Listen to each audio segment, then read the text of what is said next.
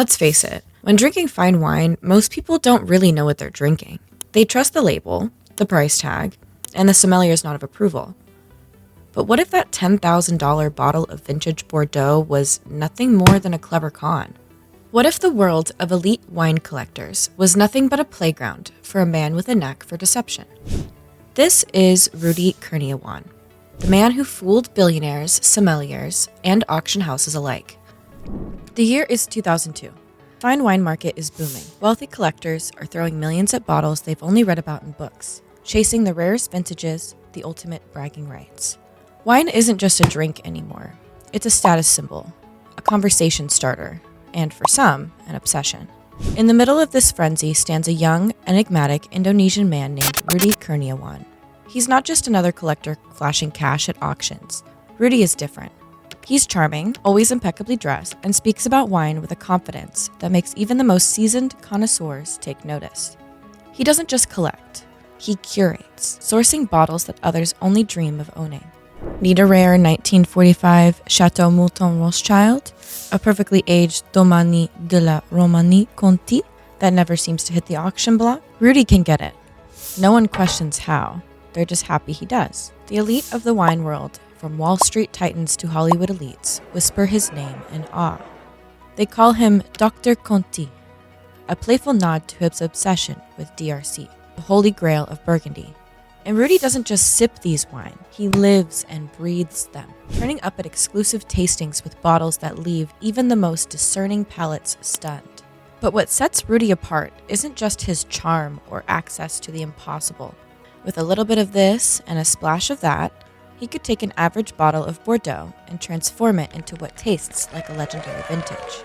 It's not just good, it's perfect. People who should know better can't tell the difference. And that's when Rudy realizes he's sitting on more than just a rare collection.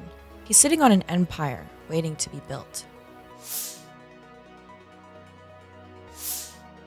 Rudy Kurniawan first burst into the Los Angeles wine scene in the early 2000s, living large and spending even larger. He wasn't just another rich guy throwing money around.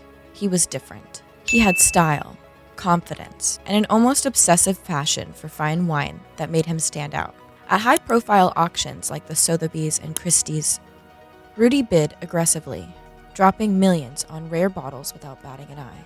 He became a fixture in elite wine circles, earning a reputation as the guy who always had the rarest, most sought-after vintages. But here's where things get interesting.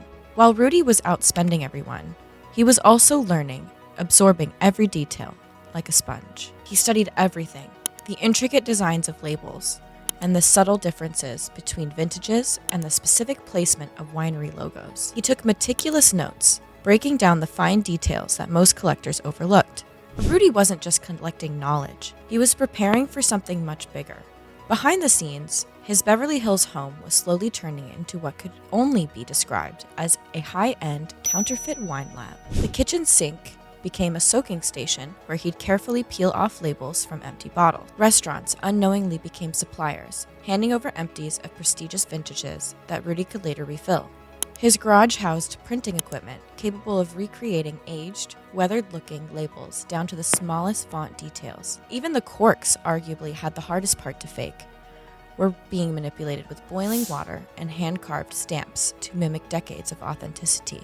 But the real magic was the wine itself. Rudy had an uncanny gift, a palate so precise that he could reverse engineer flavors and textures with terrifying accuracy. He knew just the right combinations, adding a bit of well-aged California Cabernet, blending it with a touch of oak-aged Merlot, and tweaking the mix until it could pass as a legendary 1945 Mouton Rothschild. A little tweaking, a little tasting, and suddenly, what was once a $50 bottle now tasted like it belonged in a billionaire's cellar. With every auction, every tasting event, Rudy was quietly building an empire, one counterfeit bottle at a time. By 2006, Rudy wasn't just a guy selling fake wine.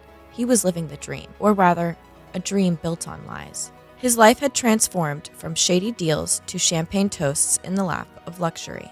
The wine world's elite had no idea who he really was. They saw the rare bottles he showed up with and thought they were looking at the next big thing in wine. And Rudy played his part perfectly. He was at every high-end event, the kind where billionaires threw private dinners at Michelin-starred restaurants to impress their guests. Rudy didn't just attend these events, he owned them. He showed up with unicorn wines, rare vintages that no one thought could be found outside of the deepest cellars in Europe.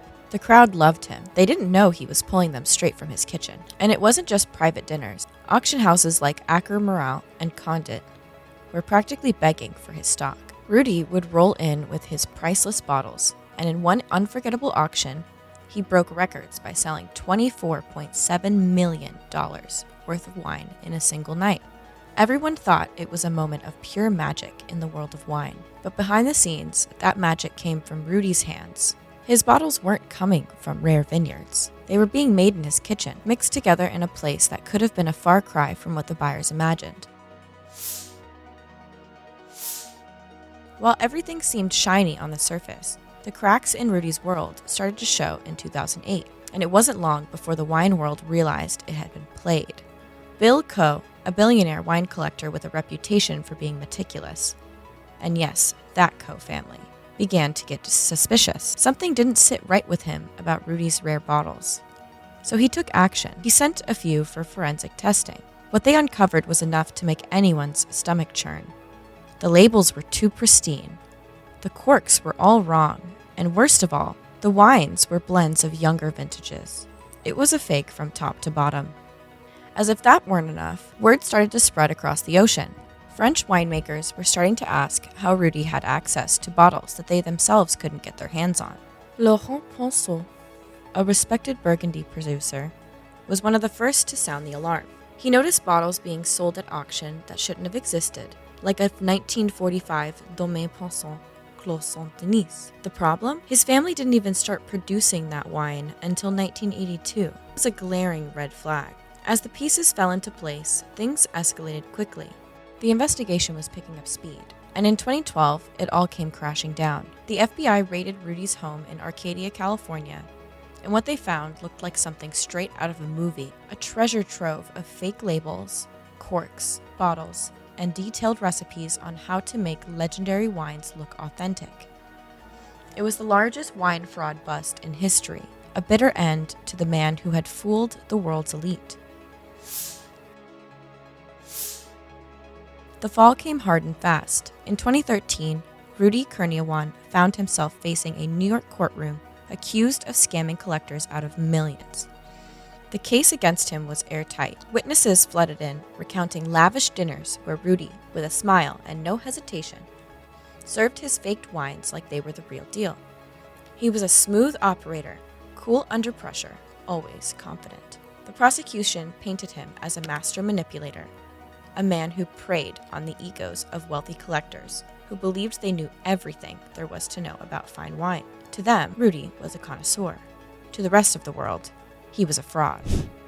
By December 2013, the verdict came in. Rudy was guilty on multiple counts of fraud. The judge didn't mince words. He handed down a 10-year sentence and slapped him with a staggering $48 million in restitution and forfeitures. It was a crushing blow, but it didn't end there. After serving his time, Rudy was deported to Indonesia in 2021. For a moment, it seemed like his wine story was finally over. Most thought the man who had tricked the wine world would fade into obscurity, but for Rudy, the fall may have been the beginning of something else. But Rudy Kurniawan isn't the type to fade into the background. He's always been one step ahead, and reports have started to trickle out that he's back, this time with a new twist. Instead of quietly selling fake bottles, Rudy has found a way to weave himself back into the wine world, but with a little more transparency. He's offering a side-by-side tasting experience for the ultra-rich, where collectors pull real bottles from their cellars and taste them next to Rudy's remix. The catch: some of the wealthiest wine lovers are actually preferring Rudy's versions, claiming they taste fresher than the originals. It's a risky move, but it's working. Wine fraud expert Maureen Downey has been keeping an eye on his latest moves, and what she's found is nothing short of fascinating. Exclusive photos and tasting notes have surfaced from private dinners in Singapore, where Rudy has once again taken center stage among the elite, sharing his recreations. The difference this time? While it's still a gray area, at least it's not illegal. Yet Rudy's return to the scene isn't about being caught, it's about taking control of his narrative. Rudy Kurniawan's story isn't just about fake wine. It's about how easily we can get caught up in the idea of luxury. He didn't just trick people with fake bottle. He sold them something they wanted to believe in. Because let's be honest, owning something rare, showing it off, and having a great story to tell, that's what really gets people hooked. Rudy knew that better than anyone. At the end of the day, his scam was about tapping into that deep desire to feel special, to be part of something exclusive. And maybe that's the real lesson here. When it comes to luxury, do we really care if it's real? Or do we just want it to feel real? So, what do you think? Would you rather have the truth or a great story? Either way, the saga of this fine wine and fine lies isn't over yet. Drop your thoughts below. And as always, this is Explainer Girl, signing off. Catch you next time. Cheers!